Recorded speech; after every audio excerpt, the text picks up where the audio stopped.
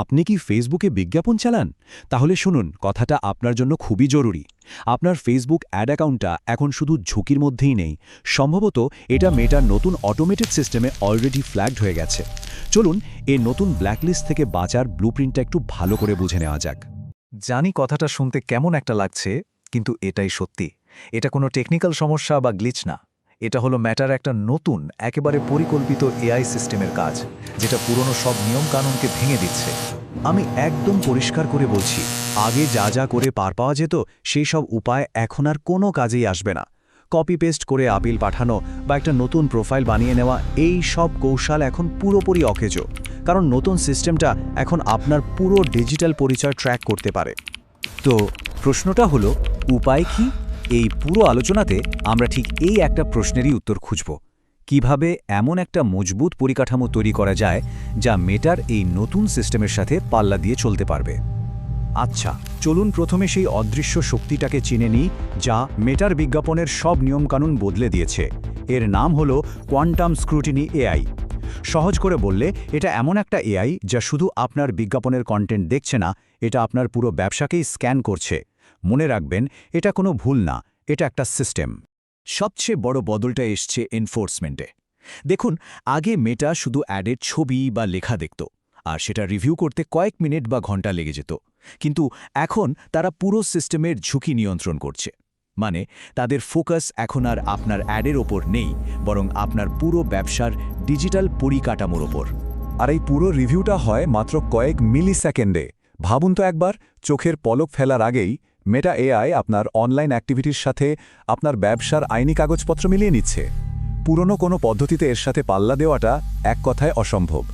তাহলে এই এআই ঠিক কি কি জিনিস দেখে? দেখুন, অ্যাডমিনের ব্রাউজিং হিস্ট্রি, মানে আপনি অনলাইনে কি করছেন, আপনার কম্পিউটার বা ফোনের হার্ডওয়্যার ফিঙ্গারপ্রিন্ট, আপনার আইপি অ্যাড্রেস বারবার বদলাচ্ছে কিনা, আইনি কাগজপত্রের সাথে আপনার দেওয়া তথ্যে কোনো গরমিল আছে কিনা, এমনকি আগে ব্যান হওয়া কোনো অ্যাকাউন্টের সাথে আপনার কোনো সংযোগ আছে কিনা, সব কিছু। সামান্যতম গরমিল পেলেই এটা একটা আইডেন্টিটি ট্র্যাপ তৈরি করে আর সাথে সাথে অ্যাকাউন্ট রেস্ট্রিক্ট করে দেয়। এখন আমরা সেই ফাঁদগুলো নিয়ে কথা বলবো, যেখানে পুরনো ভেরিফিকেশন পদ্ধতিগুলো বারবার আটকে যাচ্ছে। এখানে এমন 3টে নীরব ঘাতক বা ট্রিগার আছে যা আমাদের অজান্তেই অ্যাকাউন্ট ব্যান করে দিচ্ছে। প্রথমটা হলো হার্ডওয়্যার ফিঙ্গারপ্রিন্ট কন্টামিনেশন, বা সোজা কথায় চেইন ব্যান। ব্যাপারটা অনেকটা এরকম, আপনি যদি এমন কোনো ল্যাপটপ বা ফোন থেকে নতুন অ্যাকাউন্ট চালান যেটা আগে কোনো রেস্ট্রিক্টেড অ্যাকাউন্ট চালানো হয়েছিল, তাহলে মেটা সাথে সাথে সেটা ধরে ফেলবে। আর সাধারণ ভিপিএন কিন্তু আপনাকে এখানে বাঁচাতে পারবে না, কারণ ভিপিএন শুধু আপনার আইপি অ্যাড্রেস লুকায়, আপনার ডিভাইসের পরিচয় নয়। দ্বিতীয় ট্রিগারটা হলো ভার্চুয়াল ক্রেডিট কার্ড বা ভিসিডি মিসম্যাচ। যদি আপনার ভিসিডির বিলিং তথ্যের সাথে বিজনেস ম্যানেজারের দেয়া তথ্যের মধ্যে সামান্যতম অমিল থাকে, এমনকি একটা সংখ্যার ভুলও যদি হয়, সিস্টেম সাথে সাথে পেমেন্ট ঝুঁকির কারণে আপনার অ্যাকাউন্টটা রেস্ট্রিক্ট করে দেবে। সুতরাং পেমেন্ট ডিটেলস দেওয়ার সময় খুব সাবধান। আর এটা হলো সবচেয়ে অদ্ভুত সমস্যাগুলোর একটা, invisible two factor authentication loop. মানে, আপনার অ্যাকাউন্টে টু ফ্যাক্টর অথেন্টিকেশন চালু থাকা সত্ত্বেও মেটা আপনার অ্যাকাউন্ট রেস্ট্রিক্ট করে দেবে, আর কারণ হিসেবে বলবে যে টু ফে চালু নেই। এটা একটা সিস্টেম বাগ, আর এর একমাত্র সমাধান হলো মোবাইল অ্যাপ থেকে টু ফ্যাক্টর একবার বন্ধ করে আবার চালু করা। এতে সিস্টেমটা আবার ঠিকঠাক কাজ করা শুরু করে। ব্যাপারটা যে কতটা জটিল তা বুঝতে হলে ম্যাটের এই এআই অ্যাড স্ট্যাকটা দেখতে হবে। এখানে 4টে সিস্টেম একসাথে কাজ করে। যেমন জ্যাম হলো ব্রেইন, যে প্ল্যাটফর্মের সব ডেটা থেকে শেখে।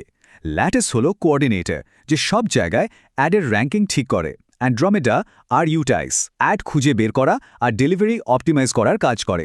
সব মিলিয়ে এটা একটা স্বয়ংসম্পূর্ণ এনফোর্সমেন্ট মেশিন। সমস্যার কথা তো অনেক হলো, এবার চলুন সমাধানের দিকে যাই। 2026 সালের এই নতুন পরিবেশে টিকে থাকতে হলে আমাদের একটা নতুন কৌশলগত ব্লুপ্রিন্ট দরকার, যা আমাদের একটা বুলেট প্রুফ বিজ্ঞাপন পরিকাঠামো তৈরি করতে সাহায্য করবে। এই ব্লুপ্রিন্টের মূলত 3টে স্তম্ভ আছে। 1. এনক্রিপ্টেড ডকুমেন্টেশন ব্যবহার করা। 2. অথেন্টিকেটেড ডোমেইন লেয়ারিং প্রয়োগ করা। এবং 3. পুরো পরিকাঠামোর নিরাপত্তা নিশ্চিত করা। চলুন এই 3টে স্তম্ভ নিয়ে একটু বিস্তারিতভাবে কথা বলি। প্রথম স্তম্ভ, এনক্রিপ্টেড ডকুমেন্টেশন। পুরনো দিনের মতো শুধু পিডিএফ আপলোড করার দিন শেষ। এখন ব্যবসার তথ্য সরকারি রেজিস্ট্রির সাথে সরাসরি যুক্ত অথেন্টিকেটেড এপিআই এর মাধ্যমে ভেরিফাই করতে হবে। মানে আপনাকে ডিজিটালভাবে সই করা কোম্পানির কাগজপত্র এবং ট্যাক্স কর্তৃপক্ষের সাথে সরাসরি লিঙ্ক করা ট্যাক্স আইডি ব্যবহার করতে হবে।